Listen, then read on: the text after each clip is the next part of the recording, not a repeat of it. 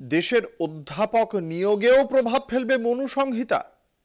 BJP সরকারে থাকলে তাও কিছু অসম্ভব নয়। এই অভিযোগ কংগ্রেসের তরফে খোদ রাহুল গান্ধীর। রাহুল এবার সামনে আনলেন দেশের শিক্ষায় জাতপাত নিয়ে বৈষম্যের ছবি।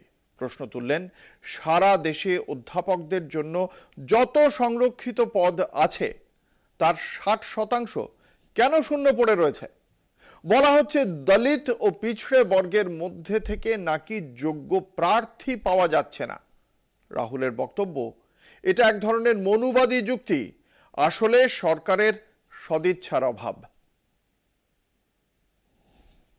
বিজেপি ধরেই নিয়েছিল রাম মন্দিরের হাত ধরে 2024-এর লোকসভা ভোটে 400-রও বেশি আসন পাবে, কিন্তু তেমন ঘটেনি। তার অন্যতম কারণ মন্দিরের রাজনীতির সঙ্গে বিরোধীদের, বিশেষ করে রাহুল গান্ধীর সংবিধান বাঁচাও স্লোগান এবং জাত গণনার দাবির লড়াই ছিল প্রায় সমানে সমানে। এর ফলে বাধ্য হয়ে দীর্ঘ বিরোধিতার পর অবশেষে 1 বছরের মাথায় জাত গণনার দাবি মেনে নিতে বাধ্য হয়েছে বিজেপি। পাক সন্ত্রাসবাদীদের হামলার আবহের মধ্যেই গত 30শে এপ্রিল কেন্দ্রের ঘোষণা, জাত গণনার সঙ্গে এবার জাতি গণনাও হবে। তার দিনক্ষণ সরকারের পক্ষ থেকে ঘোষণা না হলেও এটা স্পষ্ট, অক্টোবরের বিহার বিধানসভা নির্বাচনে শুধু হিন্দুত্বের ওপর ভরসা করতে পারছে না শাসক এনডিএ জোট। ফলে বিহারের ভোটে আরজেডি, কংগ্রেস, বামেদের মহাগঠবন্ধন এবং এনডিএ দুপক্ষেরই অন্যতম হাতিয়ার হয়ে উঠতে চলেছে জাতি গণনা। এইখানেই বিজেপিকে চাপে রাখতে শিক্ষাক্ষেত্রে এত সংরক্ষিত পদ শূন্য কেন, এই প্রশ্ন তুললেন রাহুল। গত মঙ্গলবার দিল্লি বিশ্ববিদ্যালয়ের ছাত্রদের সঙ্গে আলোচনা প্রসঙ্গে রাহুল বলেছেন,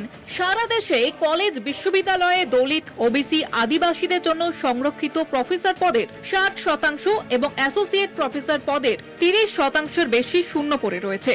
তার মতে এই নিয়ে প্রশ্ন তুললেই বলা হয় যোগ্য কাউকে পাওয়া যাচ্ছে না। Why is 90% history not in our books? Why is only 10% history in our books? Why is it not written, for example, in our history books, that for 3,000 years, Dalits have been treated like dirt, have not been respected, have not been given any space in society? Why is it not written in our books that for thousands of years, the people who were called Shudras and Ati Shudras were not allowed to own property? Why is that not written in our books? तो अगर आपने कहा कि हाँ भैया India में ये छोटी सी कम्युनिटी है, इसको एक्सेस नहीं मिले, मैं समझ सकता हूँ, but 90% को एक्सेस नहीं है। What is going on? Rahul বলেন, এটা এক ধরনের মনুবাদী আচরণ। আসলে ক্ষমতাশালীরা চায় না ওইসব পদ পূরণ হোক।